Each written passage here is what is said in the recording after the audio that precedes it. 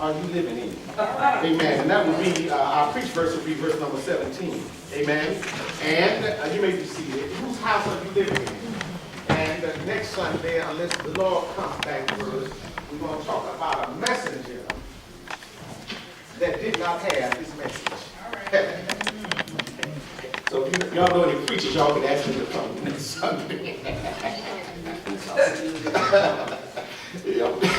Talk about the message, the messenger that did not have his message. Amen? But today we're going to talk about whose house are you living in? Amen. Now, most people will say, well, Pastor, everybody living in a house. All right. But that's not the question. The question is, whose house are you living in? Thank you, ushers. Whose house are you living in? A careful examination of our text today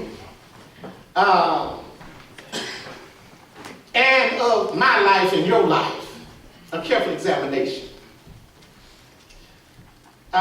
may prompt us to realize that, y'all hear that? Oh, yeah. All right. I want to know if you hear before I keep going. A careful examination of the text today and of my life and your life, it may prompt us to realize that we may need to call a move in vain. Huh? Because we may be living in the wrong house. Huh? The young man in the text here was not in a temple. He was not in a house, but he was out on a barren hill. And he was on the run for his life. He had tricked his brother Esau out of his birthright. He had tricked his daddy. And he had tricked his uncle. So he was on his way to his uncle's house, matter of fact. But he was a trickster by the name of Jacob. Oh, come on here. Come on now. And he was on the run. And as it is so often, when we have done wrong and we are on the run, life gets uncomfortable. Can you imagine being on the run and run out and you're so tired until you have to lay down on the hillside. And you don't have a pillow, and so you have to just get a rock and lay your head on it. Huh? So there was no dwelling place. He was on the ground. The ground was his bed.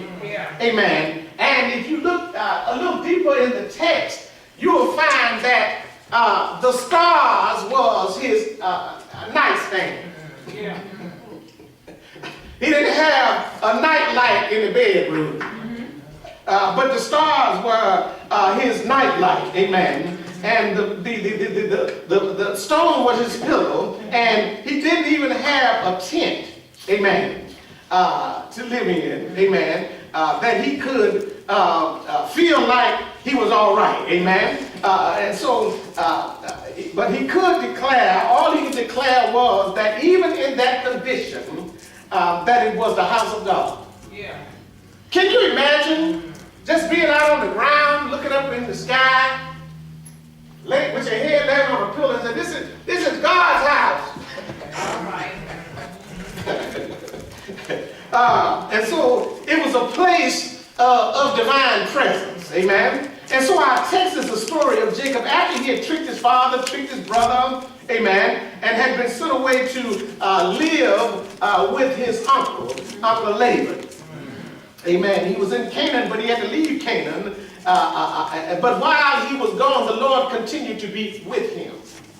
Now, let me pause right there.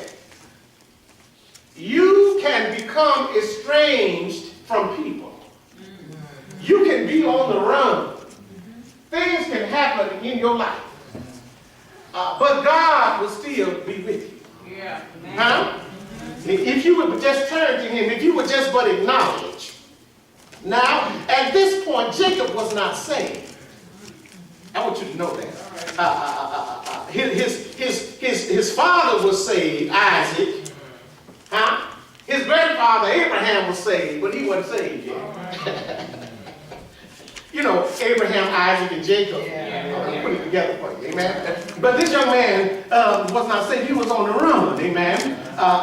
And he had been on the run all night, and he came upon a certain place. Amen. Sometimes, you know, when you're on the run, you run out. You don't just run out. You don't have nowhere else to go. Yeah, that's a certain place, amen? And so he stayed there all night because he was on the run, amen? Esau had promised to kill him. Just as soon as mama and daddy died, I'm about to kill you. Oh, yes. And so he had a lot of stuff going on, amen? And so as he laid down under the canopy of heaven with a stone for his pillow, he went to sleep. You can be so exhausted from difficulty and from trouble till you just run out.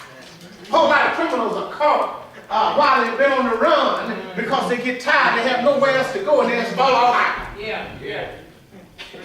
And so he went to sleep, and he had a dream. And in his dream, or in this dream, there was a ladder set up on the earth with the angels ascending and descending from heaven. Now, you don't know that as a song they used to sing in old landmark church, we are climbing Jacob's ladder. But nobody, they can't even teach that to the children now. They don't tell them what it means. And this is why we have some of the problems we have. Amen? And so Numbers 12 and 6, John 1 and 51, put a circle around that. 1 and 51. Job 33 and 15 and 16, and Hosea 12 and 2. Now, the Lord stood above the ladder and spoke to Jacob. He told him that he was going to fulfill the covenant that he had made with his father and with his grandfather, Abraham and Isaac, amen, and that he would not leave him until he had done what he had promised. I promise I'm going to make a way for you. Amen. And Genesis 12, 1 through 3, that was the promise. Whoever curse you, I will curse, and whoever bless you, I'll bless. That was one of the covenants. Amen. And so he promised Jacob that I'm going to be with you, and I'm going to keep the covenant. Amen. And I'm not going to leave you, but I'm going to do what I promised to do. And not only that, I'm going to give you the land as far as it is north, south, east, west. I'm going to bless you while you're on the run. The Lord can bless you while you're on the run, saints. Amen. Genesis 12, 3 through 7, Genesis 26, 4, Genesis 17, 7 and 8, Genesis 32, 22 and 32, and then 1 Kings 8 and 57. When he woke up from sleep, he uttered the words in verse 17. The words in our text, surely the Lord is in this place, and I knew it not. Let me help you. The Lord can be near you, and you don't know it. You can be so caught up and so wrapped up in what's going on in life until you miss the presence of God. Surely the Lord was in this place. And have you ever had so much trouble until you felt like God wasn't there? All right. Maybe I'm talking to me now. Have you ever had so much trouble until you could not feel the presence of God in your surroundings? And so this is the way Jacob was. He said, surely the Lord was in this place and I didn't know it. Exodus 3 and 5 and Joshua 15 and 5 and 15. Jacob knew that he was in the presence of God. Now, at that point, he reverenced God. He respected God. He realized that God was in his presence and he didn't know it. Amen? And the Bible said that he had godly fear for God. Amen? You see in our society today, men and women don't have too much godly fear.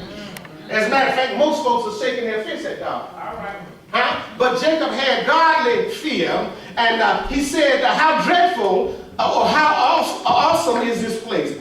Can I help somebody? If you don't know God, I'm not going to preach today. It might be my last time. If you don't know God, the church is a dreadful place. Let me go home with somebody real quick. Come on now, y'all know we going to church. I don't want to go to church. I don't feel like it. I'm sleeping. All right. I didn't wash my clothes. Oh, no, not here. Yeah. Well, that's a person that does not know the church, and so the church becomes a dreadful place for them. The church becomes a place where they're most uncomfortable. Can I preach in here?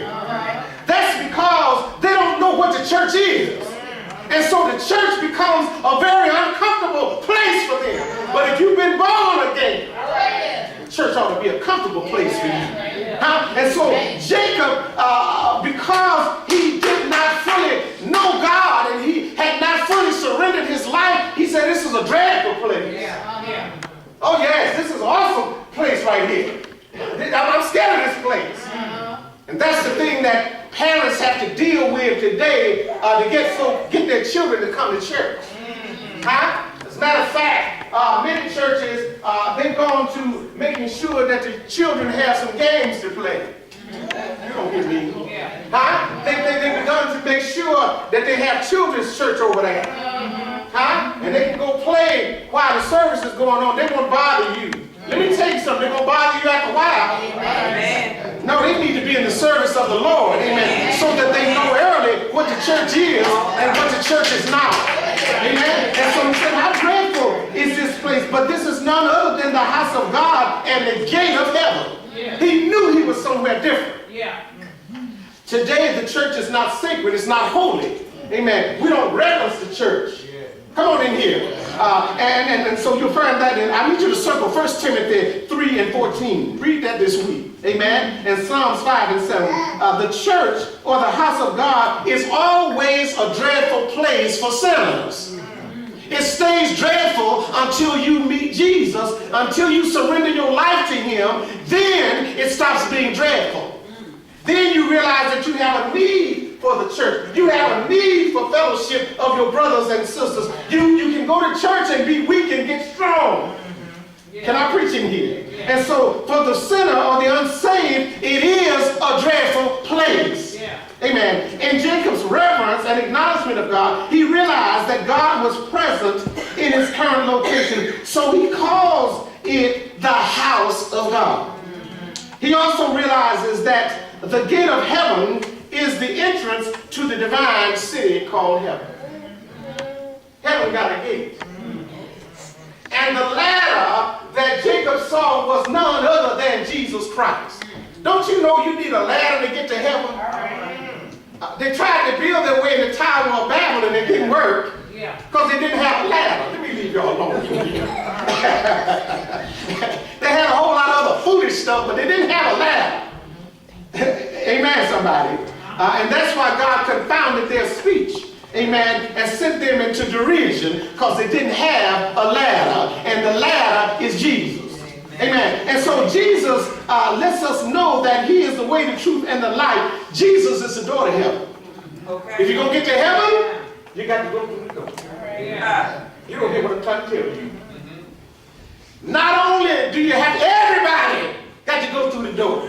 If you plan on going to heaven, amen? And so he's the door to the Father, amen? And he's the only entrance into heaven, amen? And to the Father. Jesus is the ladder that Jacob saw in the dream, amen? And he is Jacob's ladder that we sing about. Again, St. John 14, 6 and 7, amen? And then St. John 10 and 9. Now, the question that begs an answer today is, whose house are you living in? It's not a question of your location. Let me get you right. See, because some folk, they put a lot of emphasis on the neighborhood that they live in. Just because you live in a certain neighborhood does not mean you live in the right house. Can I help you? Just because there's a white picket fence around the front of the house does not mean you're living in the right house. Just because you got a double car house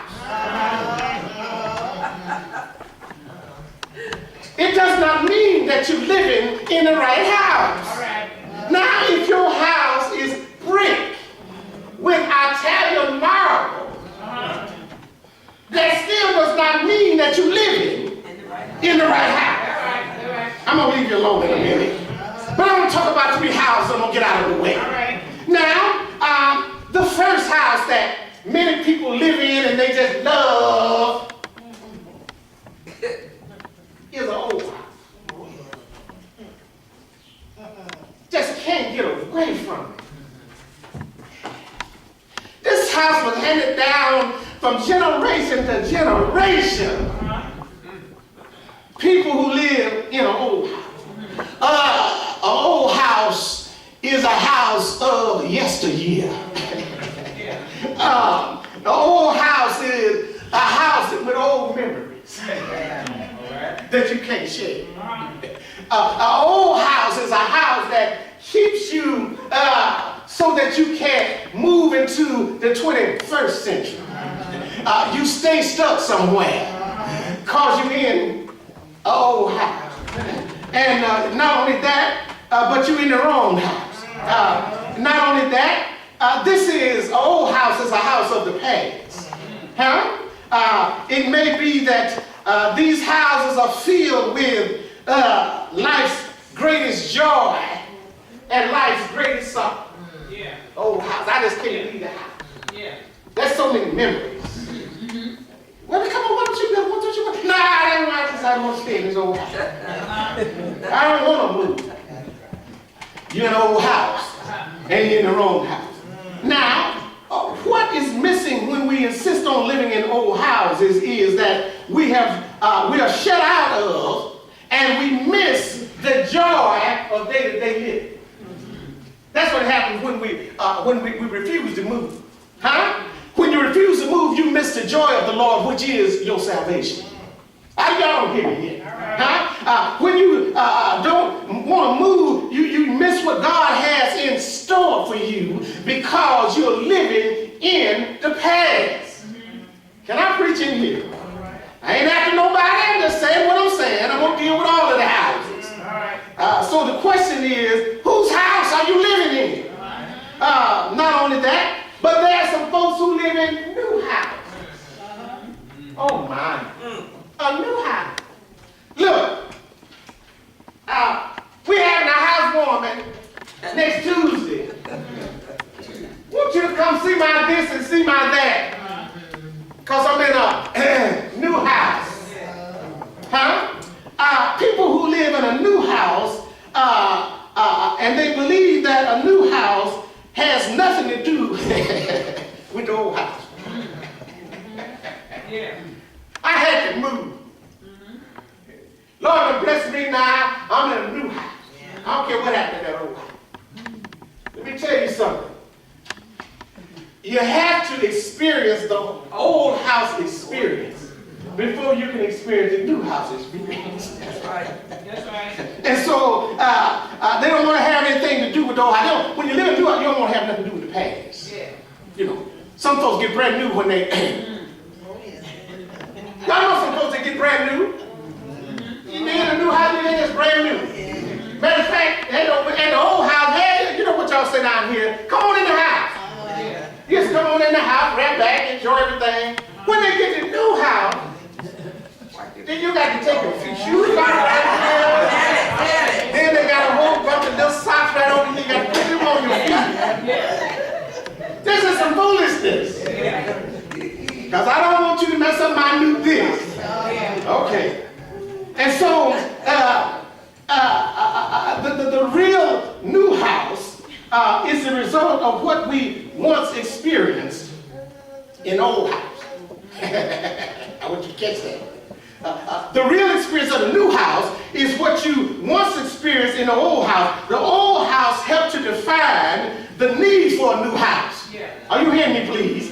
While we're not to live in the past or in the old house, amen, we're not to ignore the old house or forget about the old house because the old house helped you to get to the new house. Can I preach it here a little while? Okay, now we get to the last house. There are some folk that live in a dream house.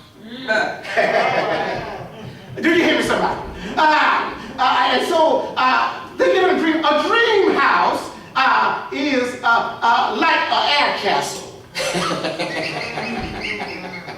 All right. Do you hear me?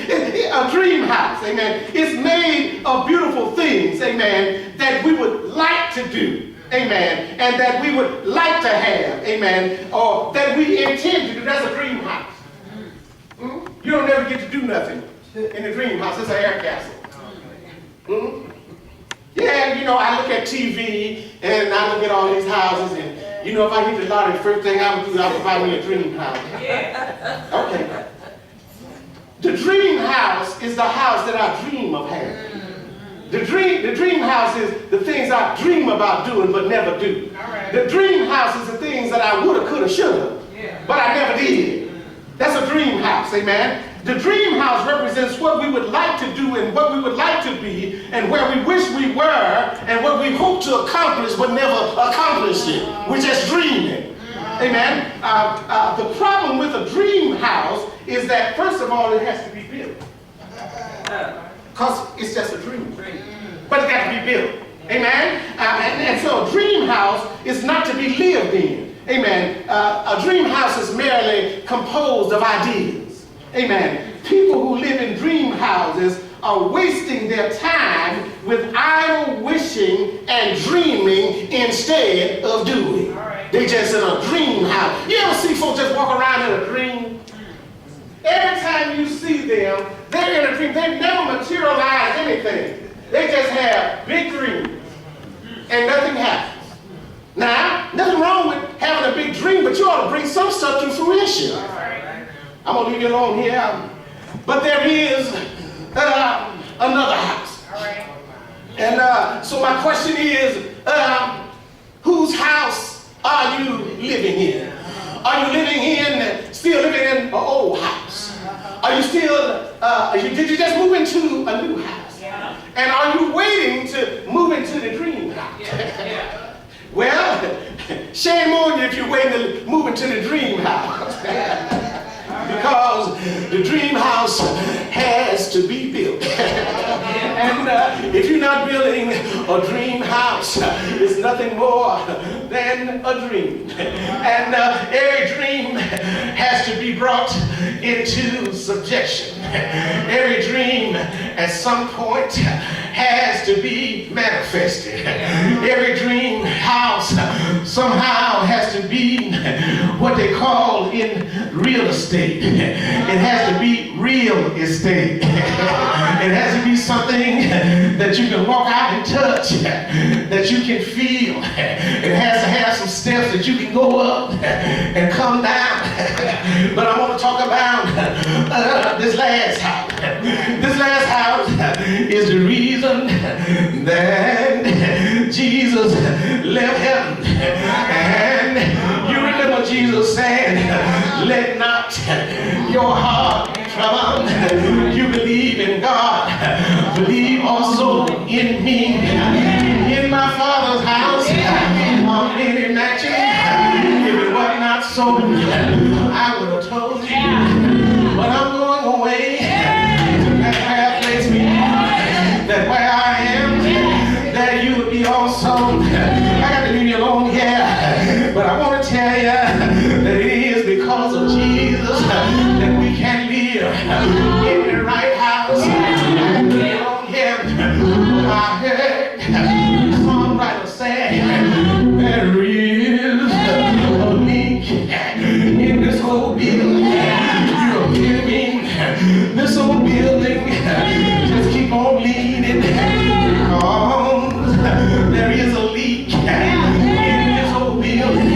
And the reason there's a leak in this old building is because you need a new home. I gotta leave you alone here. But I told you a few minutes ago that I got a new home.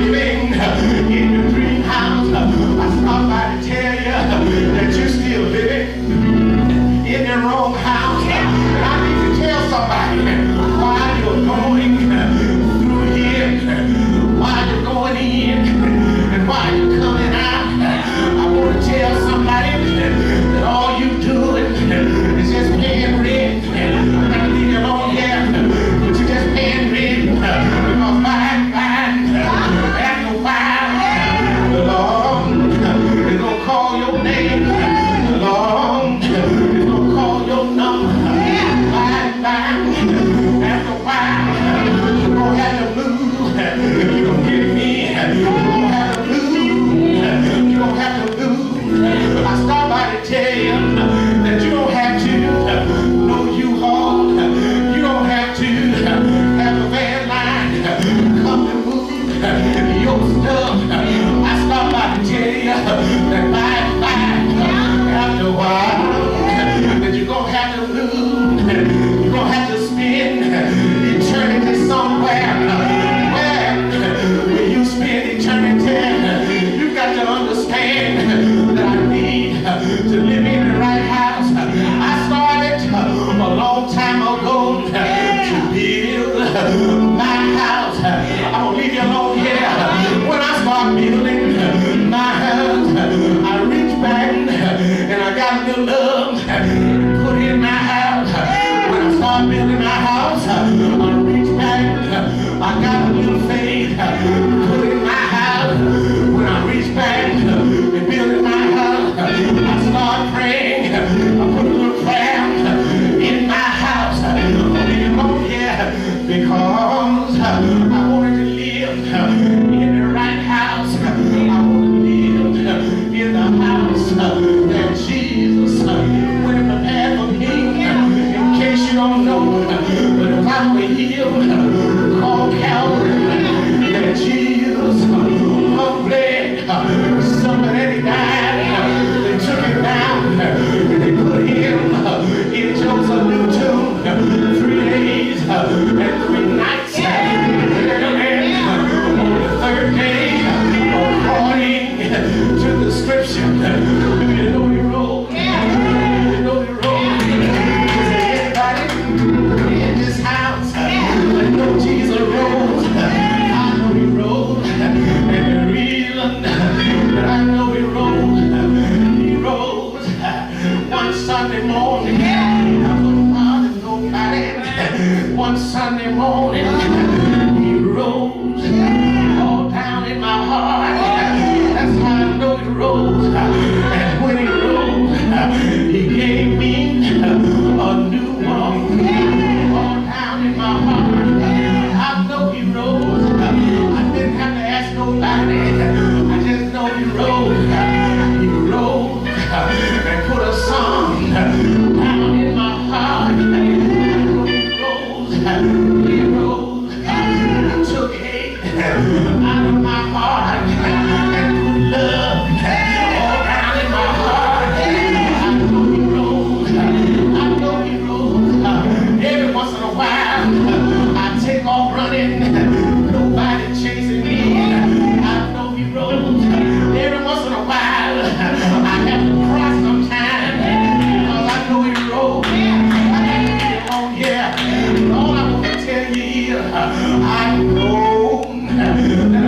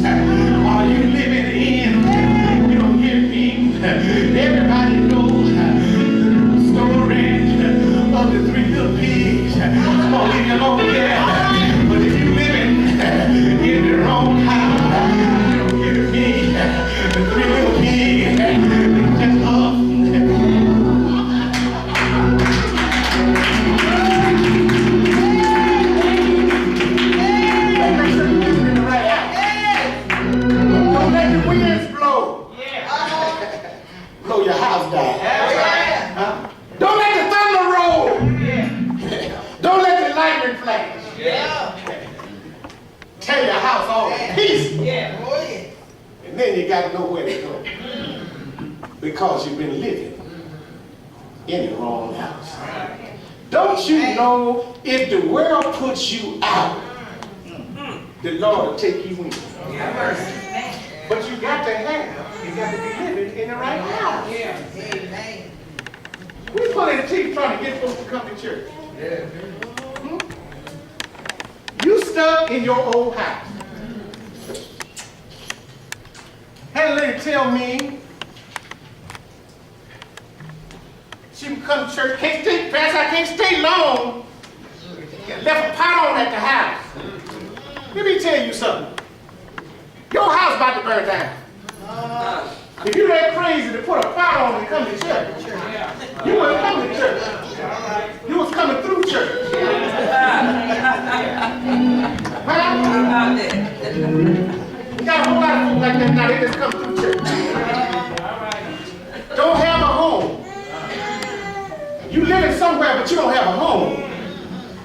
And we're talking about a home that nobody can destroy. We're talking about an eternal home. Huh? Whole lot of us waiting to die to get to heaven. I got some bad news for you. If you're living in the wrong house down here, when you get to heaven and stand before the Lord, the choir just told you you got the mind. That's right. When you get to heaven and stand before the Lord's going to tell you, depart from me, you work of iniquity. I never knew you. Then where you going to live? I tell you where you going to live. And everybody going to live somewhere. Yeah. You think the funeral home going to dress you up and fix you up and lay you out? And everybody going to talk nice about you and everything, and they're going to shed a few tears. And we're going to walk you on up the hill back here, wherever. And you think that's the end of you? Oh, no. If you don't believe that, I'm going to leave you alone. If you don't believe that, ask Dives. Yeah. You know the story of Lazarus and Dives. The Bible said both of them died. Lazarus was taken up into Abraham's bosom. Yeah. But the Bible said in hell, Dives lifted up his eyes. And I believe he was talking now, man. I believe he was, you know. So my point that I'm trying to make to you today in the 21st century, stop, drop, roll, and listen, and see if you're living in the right house. The house you're living in now, that belongs to God. That's not your house. You're staying rent. If you ain't paying rent, you're paying a house loan. Amen. Amen. But when you live in the real house and in the right house, that's the house that Jesus went away to prepare for you. That's the house you got to live in. Huh? So one funny thing about building your own house. When you build your own house, however way it look, however tore up and jacked up it is, you got to live in it. But when the Lord builds a house, Come on now. Oh, yeah. I just hope you got something today. You know what the church is open. But the reception of whose house you living in? When you go home today and pull up in the driveway, you just stop and say, Lord, thank you for letting me be a steward of this house that belongs to you. Yes. But Lord, you